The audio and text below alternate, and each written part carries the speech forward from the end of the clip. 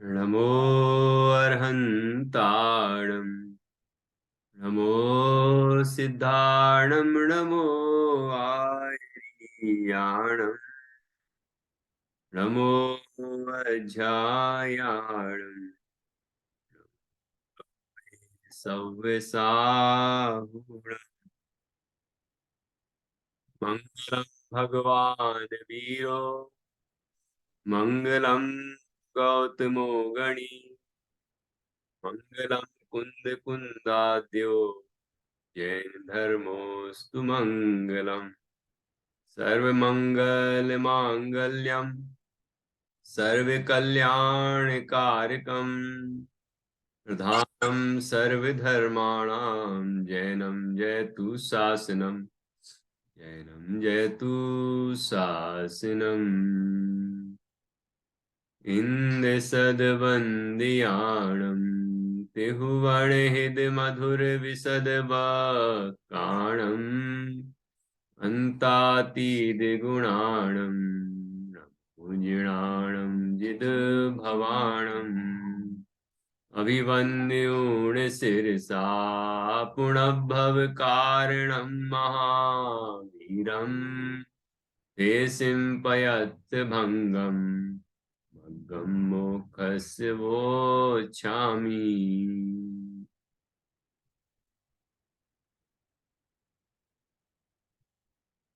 आचार्य श्री कुंद कुंद देव द्वारा रचित यह पंचास्तिकाय संग्रह परमागम है। यह ग्रंथ पूर्ण हो चुका है।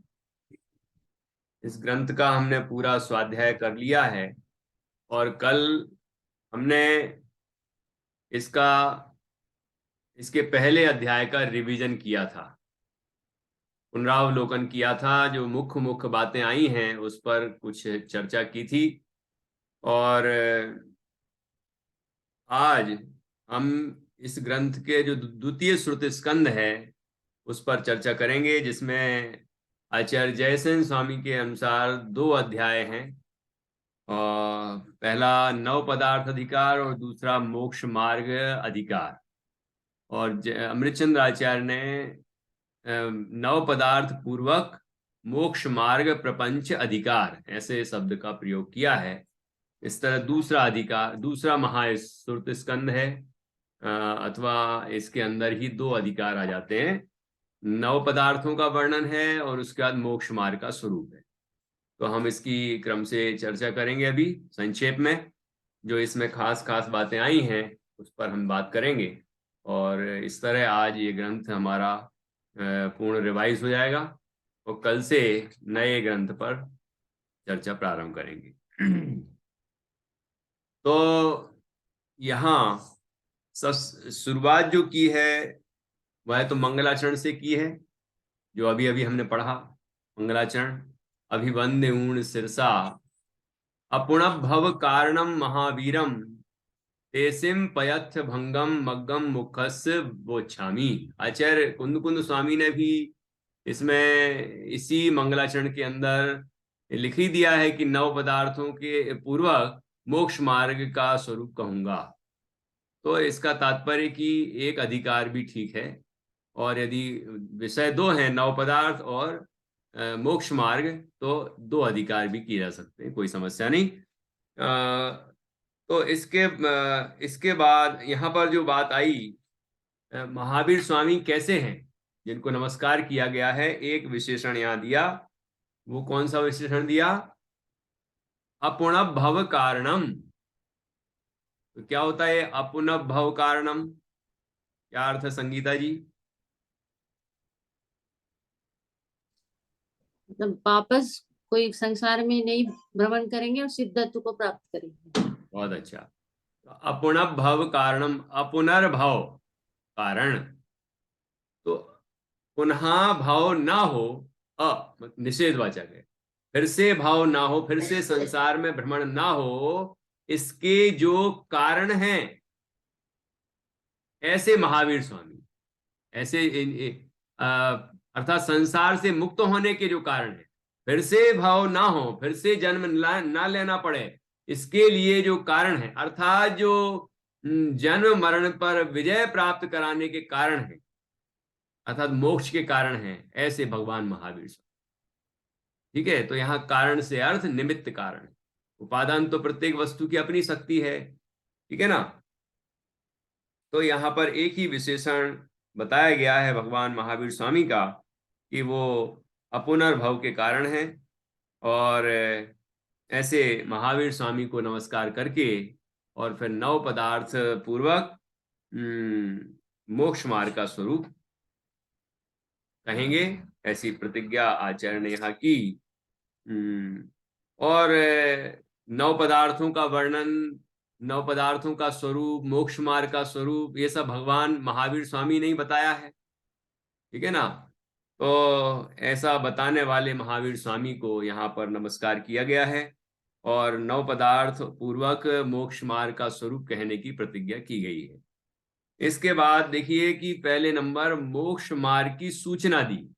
इससे भी पता चलता है कि ये द्वितीय श्रुति स्कंद पूरा दोनों अधिकारों को मिलके एक है, अर्थात नव पदार्थ पूर्वक मोक्ष मार्ग प्रपंच अधिकार। तो जो जो आचार्य अमृतचंद स्वामी ने उसे द्वितीय श्रुति स्कंद कहा है। तो यहाँ मोक्ष मार्ग की सूचना दी और उसमें मोक्ष मार्ग की सूचना में क्या बताया कि सम्यक दर्शन और सम्यक ज्ञान से युक्त, सम्यक और ज्ञान से युक्त ऐसा चारित्र जो कि राग द्वेष से रहित है और वह और लब्ध बुद्धि भव्य जीवों को मोक्ष का मार्ग होता है। वो जो चारित्र है वो कैसा है कि सम्यक और ज्ञान से सहित है और राग द्वेष से रहित है ना। ऐसा वह चारित्र वह भव्य जीवों के लिए मोक्ष का मार्ग है, ठीक है, मोक्ष को देने वाला है, ये बात कही गई। अब इस मोक्ष मार्ग का जो कारण है वो क्या है, वो नव पदार्थ है। तो अभी यहाँ मोक्ष मार्ग में सम्यक दर्शन, सम्यक ज्ञान, सम्यक चारित्र होते हैं, तो उनका भी यहाँ पर लक्षण बता दिया 107वीं गाथा में। 105वीं गाथा से अधिकार शुरू हुआ, फिर 106वीं, 107वीं। 107वीं में बताया कि इसमें बताया गया है कि जो नव पदार्थ हैं उन नव पदार्थों का सच्चा श्रद्धान वो सम्यक दर्शन है, उनका सच्चा ज्ञान वह सम्यक ज्ञान है, और समभाव पंचेंद्रिय के विषयों में समभाव, पंचेंद्रिय के विषयों से विरक्ति, वैराग्य, ठीक है ना, और समस्त वस्तुओं के प्रति समभाव, समता भाव, वही चारित्र है, ठीक है ना। इस तरह सम्यक दर्शन, सम्यक ज्ञान और सम्यक चारित्र, ये इनका लक्षण यहां पर बताया गया। भावों का अर्थात नव पदार्थों का श्रद्धान वह सम्यक्त्व है, उनका अवबोध वह ज्ञान है, और निज तत्व में जिनका मार्ग विशेष रूढ़ हुआ है उन्हें विषयों के प्रति वर्तता हुआ संभाव वह चारित्र है। तो तीनों के लक्षण अलग अलग यहाँ पर बताए गए हैं। श्रद्धान का विषय नव पदार्थ, नव पदार्थों की श्रद्धा वो सम्यक दर्शन, नव पदार्थों का ज्ञान वो सम्यक ज्ञान, और पंचेंद्रिय के विषयों में विरक्ति या समभाव, न राग न द्वेष, तो इस तरह का जो परिणाम है वह चारित्र है। अब आगे जिन भावों की बात यहाँ की है उन भावों का अर्थात उन नव पदार्थों का नामोल्लेख किया गया है 108वीं गाथा में। और वहां नव पदार्थों का क्रम जो समय सारणी में है वही यहाँ पर दिया है। जीव अजीव, पुण्य पाप, आश्रव संवर, निर्जरा, बंध और मोक्ष, ठीक है। इस तरह से यहाँ 9 पदार्थों का क्रम दिया है और ये सब 9 पदार्थ हैं। इनमें मूल जीव और अजीव 2 हैं और 7 जो हैं वो पर्याय रूप विशेष हैं, ठीक है ना। तो इस तरह से 9 पदार्थ हो जाते हैं। ऐसे जीव और अजीव मूल पदार्थ हैं और उनके पर्याय रूप विशेष 5 हैं, तो ऐसे करने से 7 तत्व हो जाते हैं। और यहाँ पर बताया है कि मूल 2 हैं और उनके पर्याय रूप विशेष 7 हैं, तो इस तरह 9 पदार्थ हो जाते हैं, क्योंकि पुण्य और पाप दोनों ही आश्रव और बंध में ही समाहित होते हैं। तो आश्रव पुण्य, पुण्य आश्रव, पाप आश्रव, बंध पुण्य बंध और पाप बंध, इस तरह से भेद कर दिया तो 9 पदार्थ हो गए। तो इनका नामोल्लेख यहाँ किया गया और उसके बाद फिर प्रत्येक का स्वरूप बताया यहाँ पर। तो जीव पदार्थ का स्वरूप, जीव की चर्चा अस्तिकाय में भी आई, जीवास्तिकाय, फिर जीव की चर्चा द्रव्य के रूप में आई।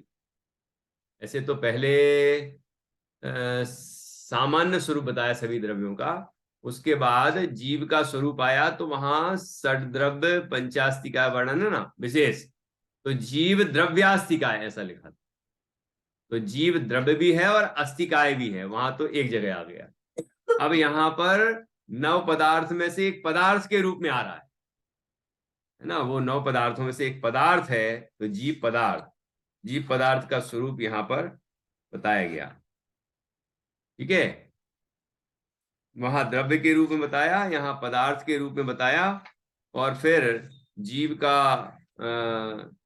जो तत्वार्थ सूत्र में जिस तरह दिया गया है, जीव चेतन स्वरूप है, संसारी है, मुक्त है। ठीक है, वो 5 स्थावर हैं, एक तरस है, स्थावर 5 हैं, तरस 1 कहलाएगा। तो 2 इंद्री, 3 इंद्री, 4 इंद्री, पंचेंद्री और पंचेंद्री, ये सब, और संगी असंगी। ठीक है ना, इस तरह से इनके जीवों के भेद किए गए हैं और इनका सबका स्वरूप बताया गया है उदाहरण सहित कि कैसे पहचाने उनको। ठीक है, और 5 स्थावर की कैसे पहचान करें, कौन है वो, उनका क्या स्वरूप है। और ऐसे सभी 1 इंद्री, 2 इंद्री, 3 इंद्री, 4 इंद्री, पंचेंद्री, सबके उदाहरण सहित यहाँ पर उल्लेख किया गया है। ठीक है, और इसके बाद जीव के बाद फिर दूसरा कौन सा है, अजीव, है ना। तो हाँ, ये संगीता जी कुछ पूछ रही हैं। वो पूछ रहे जीव पदार्थ, जीव द्रव्य और जीव तत्व, ये 3 में क्या डिफरेंस है? हम्म, चारों पूछ लेते। द्रव्य, जीव पदार्थ, जीव जीव तत्व और तत्व, जीव अस्तिकाय, है ना। अस्तिका तो तो जब अस्तिकाय की चर्चा आती है तो क्या बताते हैं, जैसे अपन ने पढ़ा ना, द्रव्य क्षेत्र काल भाव, यहाँ सब लगाया गया है। ऐसे तो अपन सभी जगह देखेंगे तो स्वरूप एक ही है, जीव पदार्थ कहो, जीव द्रव्य कहो, जीव तत्व कहो, जीव अस्तिकाय कहो, जीव का स्वरूप तो वही है, चेतन स्वरूप है, उपयोगमय है। लेकिन थोड़ा सा अंतर भी है, जैसे द्रव्य क्षेत्र काल भाव, इन 4 तरह से देखा जाएगा उसको। तो इसमें द्रव्य में क्या लेंगे, द्रव्य, ठीक है, वो द्रव्य हो गया। फिर क्षेत्र, क्षेत्र में अस्तिकाय, क्योंकि अस्तिकाय में क्षेत्र की अपेक्षा बात है, अस्थि है और काय है, मतलब बहुप्रदेशी है, तो उसमें अस्तित्व की बात की है, सत्ता की बात की है, तो वो भाव हो गया। और काल, इनका स्वकाल मतलब अनादि अनंत है ये, तो इसको लिया है पदार्थ में। और भाव, भाव जो है वो लिया है द्रव्य क्षेत्र काल भाव, तत्व, है ना। जो जिस वस्तु का जो भाव है वही तत्व है, इस तरह उसमें भाव लिया गया है। तो ऐसे द्रव्य क्षेत्र काल भाव में इनको वर्गीकृत कर दिया जाता है कि मतलब इस इन अपेक्षाओं से उसको विशेष रूप से समझ सकते हैं, एक, ऐसा। एक हाँ, जैसे हम पूछ रहे थे, जैसे जीव द्रव्य में ऐसा नहीं आता कि सारे जीव द्रव्य, और जीव तत्व में मैं, ऐसा नहीं? अब देखिए, जीव द्रव्य में भी सभी जीवों की बात है, जीव तत्व में भी सभी की बात है। मेरे भाव मत। हाँ, वो मेरे लिए तो मैं हूँ जीव तत्व, मैं ही जीव द्रव्य हूँ, मैं ही जीव अस्थिकाय हूँ, मैं जीव पदार्थ हूँ, है ना। लेकिन ये बात तो सबकी है, ठीक है ना। आत्मा कहते ही अपनी बात हो जाती है, आत्मा का मतलब है मैं। लेकिन तत्व में तो सभी का स्वभाव बताया है, सभी जीवों का, ठीक है ना। और जब द्रव्य कहेंगे तो भी सभी द्रव्य है वहां, द्रव्य का द्रव्यपना, द्रव्य, क्षेत्र, काल और भाव, ठीक है ना। और इस पर काफी विचार करने की जरूरत है, और विद्वान लोग इसमें ज्यादा विस्तार से बताते हैं। अभी मुझे जो सामान्य आया है वो मैंने आपको बताया है, और भी कुछ विशेष आएगा कुछ ख्याल में तो आपको बताएंगे। अ, तो देखिए, इस तरह से यहाँ जीव पदार्थ का वर्णन किया, ठीक है। निश्चय से, व्यवहार से, सब तरह से जीव पदार्थ का यहाँ वर्णन किया गया है। और इसी में 127वीं गाथा वो आती है जो पांचों परमागम में भी है और अन्यत्र भी है।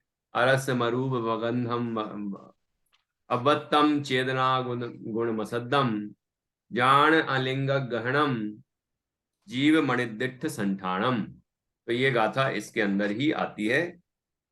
और इस तरह से जीव का स्वरूप बताया गया है। उसके बाद फिर दूसरा है अजीब। अजीब पदार्थ का नहीं, अजीब नहीं, एक सेकेंड।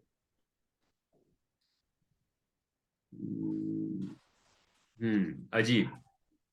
तो जीव पदार्थ का वर्णन 109 नंबर की गाथा से लेकर 123 नंबर की गाथा तक आया है ना। 109 से 123 जीव पदार्थ का वर्णन है। और उसके बाद फिर अजीब पदार्थ का व्याख्यान शुरू हुआ। तो अजीब पदार्थ का स्वरूप बताया, और अजीब पदार्थ के 5 भेद किए, उद्गल, धर्म, अधर्म, आकाश और काल। ये अजीब हैं, ठीक है ना। इनमें चेतनता नहीं है, और जीव के जितने गुण हैं वो इनमें नहीं पाए जाते। मतलब जो जीव के अंदर जो चेतना है तो इनके अंदर नहीं पाई जाती, ये अचेतन है। इनमें ज्ञान नहीं है, दर्शन नहीं है, सुख नहीं है, ठीक है ना।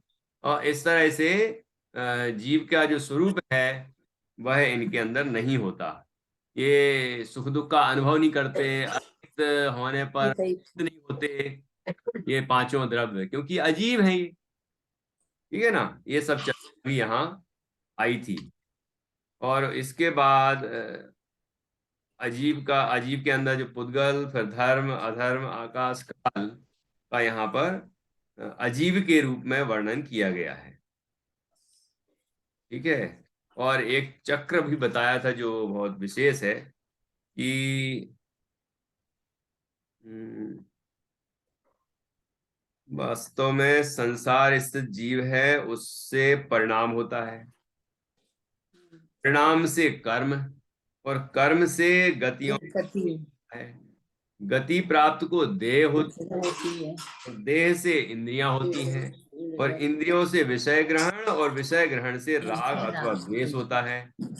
ऐसे भाव संसार चक्र में जीव को आदि अनंत अथवा अनादि होते रहते हैं, ऐसा जिनवरों ने कहा है। अनादि अनंत अभव्यों की अपेक्षा, और अनादि शांत भव्य जीवों की अपेक्षा, ठीक है।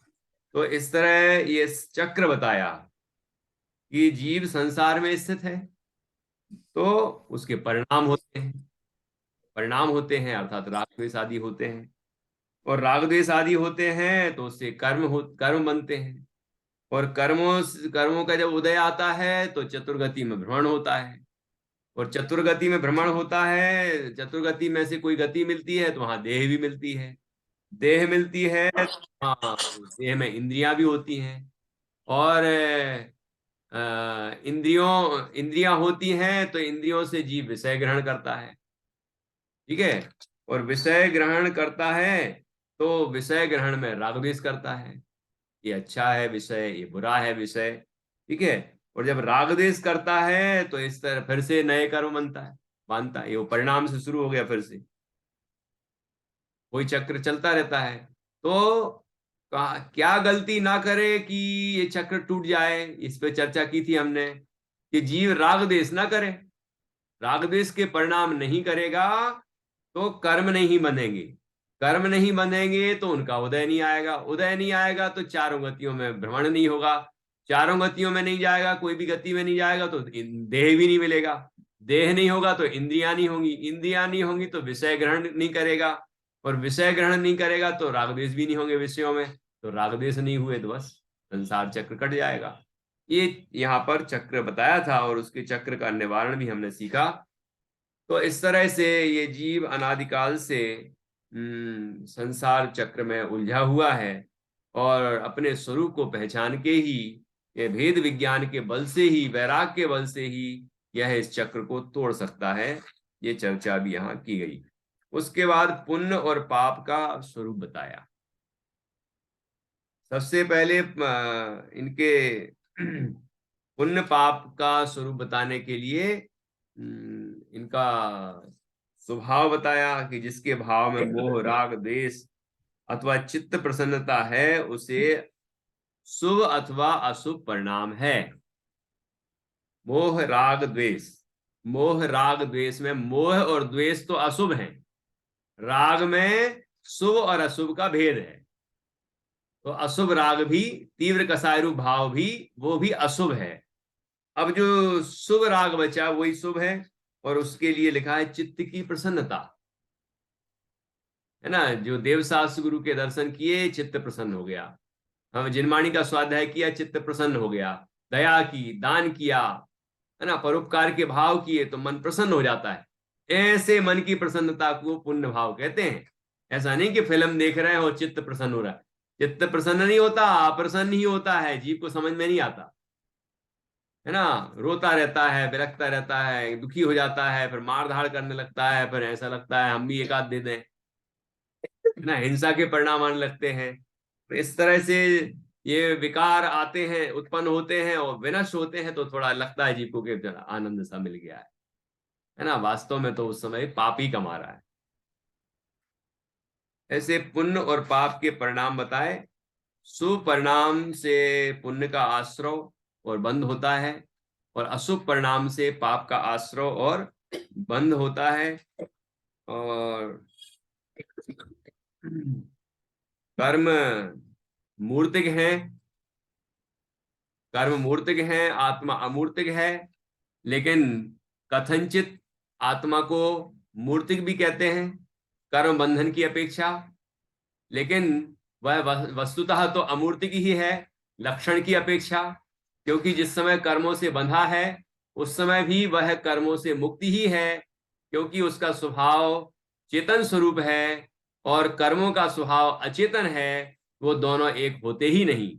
इस तरह कर्मों से बंधा होने पर भी वह बंधन रहित है, अपने स्वभाव रूप ही है। ये चर्चा बड़ी गजब की इसमें आई थी। और इसके बाद फिर आश्रव का स्वरूप बताया, ठीक है, आश्रव, क्योंकि पुण्य पाप और फिर उसके बाद आश्रव, फिर संवर, फिर निर्जरा, फिर बंध, फिर मोक्ष, इस तरह से वर्णन है। तो यहाँ पर आश्रव के स्वरूप में वही चर्चा है इसमें, और विशेष कि जो जीव दया, दान, पूजन, भक्ति ये इत्यादि रूप परिणाम करता है तो उससे पुण्य का आश्रय होता है, ठीक है ना, पुण्य का आश्रय होता है इन परिणामों से। और इसके बाद जो इसी में और लिखा है कि अरहंत आदि जो परमेष्ठी हैं उनके प्रति अनुराग, उनके प्रति भक्ति, और धर्म के प्रति चेष्टा, और गुरुओं का अनुगमन करना, उनका अनुसरण करना, आज्ञा मानना और उनकी सेवा आदि करना, वो सभी चीजें आ गई इसमें। ये सब प्रशस्त राग है, इससे पुण्य का बंध होता है, ठीक है ना। अभी जैसे सम्मेद शिखर जी का प्रकरण चल रहा है, तो इसमें जो सभी जैन भाइयों के बहनों के अंदर अपने धर्म स्थल के प्रति जो भाव आ रहे हैं, तो ये कि हमारा धर्म स्थल अपवित्र ना हो, ये शुभ भाव है। ठीक है। और यद्यपि जो जैन मुनि है वो तो महाव्रती होते हैं, तो वो कोई कुछ भी कर ले, तीर्थों के ऊपर कुछ कुछ भी कर लेगा, वो उपदेश तो दे सकते हैं श्रावकों के लिए, लेकिन वो आक्रोशित नहीं होंगे, वो हिंसक बात नहीं बोलेंगे और हिंसा भी नहीं करेंगे। लेकिन जो श्रावक है, वो श्रावक अपने क्षेत्र की रक्षा करने के लिए कदाचित किसी की हिंसा भी कर सकता है। हिंसा करने का संकल्प नहीं लेता कि हिंसा करनी है, लेकिन अपने क्षेत्र के बचाव के लिए कदाचित किसी की हिंसा हो भी जाए तो विरोधी हिंसा कही जाती है। और अणुव्रती विरोधी हिंसा का त्यागी नहीं होता। आरंभी हिंसा, उद्योगी हिंसा, विरोधी हिंसा, इनका त्यागी नहीं होता, वो केवल संकल्पी हिंसा का त्यागी होता है। तो संकल्प पूर्वक किसी का घात नहीं करेगा, कि बसों को जला दे, कि ट्रेन को जला दे, कि पटरियां उखाड़ दे, कि किसी के बम ब्लास्ट कर दे, कि सरकार ने उसके साथ ऐसा किया है तो अपन उससे बदला लो, सरकार को नुकसान पहुंचाओ। ऐसे हिंसक कार्य नहीं करेगा वो, क्योंकि ये तो संकल्प ही हिंसा हुई। इसमें तो संकल्प पूर्वक इरादतन ऐसा कार्य करता है वो, है ना, कि जो जो ऐसा कर रहे हैं उनके ऊपर आक्रमण कर दो। नहीं, ऐसा नहीं करेगा उस श्रावक। लेकिन अपने क्षेत्र की रक्षा के लिए वह वो अपना बचाव कर रहा होगा। वो बचाव करते करते, अपने क्षेत्र की रक्षा करते करते कदाचित किसी का घात भी हो जाए तो हो सकता है। तो इस तरह श्रावक, जो अनुव्रती श्रावक होते हैं उनकी बात है। जो हैं वो तो संकल्प पूर्वक भी कर सकते हैं, सम्यक दृष्टि भी हो सकते हैं वो, और संकल्प पूर्वक भी कर सकते हैं कि इनने इनने ऐसा ऐसा किया, सबको निपटा दो। है ना। जब खारवेल के राजा थे, खारवेल के राजा मेघवाहन, नहीं, खारवेल के राजा नहीं, राजा खारवेल, उनका नाम था खारवेल। उड़ीसा के राजा, उड़ीसा को बोलते थे कलिंग। कलिंग। तो कलिंग में जो खंडगिरी और उदयगिरी है, उसमें जो खंडगिरी है उसमें ऋषभदेव भगवान की प्रतिमा जी है। उससे कोई राजा यहां से ले गया था। उस समय अफगानिस्तान भी भारत ही था, मतलब या भारत कोई जो भी दूसरा देश भी होगा, लेकिन भारत का ही हिस्सा था। तो वहां कोई और छोटा राजा, दूसरा राजा राज्य करता होगा। तो वो यहाँ से उड़ीसा को जीत के, कलिंग को जीत के वो प्रतिमा जी ले गया था। जब खारवेल राजा बने तो उनने अपने पराक्रम से युद्ध लड़के और अपनी प्रतिमा को वापस लाए। तो वो भी जैनी था, ये भी जैनी थी, लेकिन प्रतिमा हमारे देश की थी। मतलब इस तरह के युद्ध भी हुए, तो उसमें कदाचित हिंसा भी होती है कि हमारे धर्म को क्यों नुकसान करते हो, हमारे मंदिर की प्रतिमा कैसे ले जा सकते हो, इत्यादि। तो कहने का तात्पर्य, इस तरह के जो भाव है, इसमें द्वेष का भाव नहीं आना चाहिए किसी के प्रति। यदि किसी से द्वेष है तो वो अशुभ भाव है। यदि किसी के प्रति मोह है तो भी अशुभ भाव है। और यदि तीव्र कसायरु भाव है, संक्लेश भाव है, तो वह भी मतलब अशुभ राग है। ठीक है ना, वो सब अप्रशस्त परिणाम है।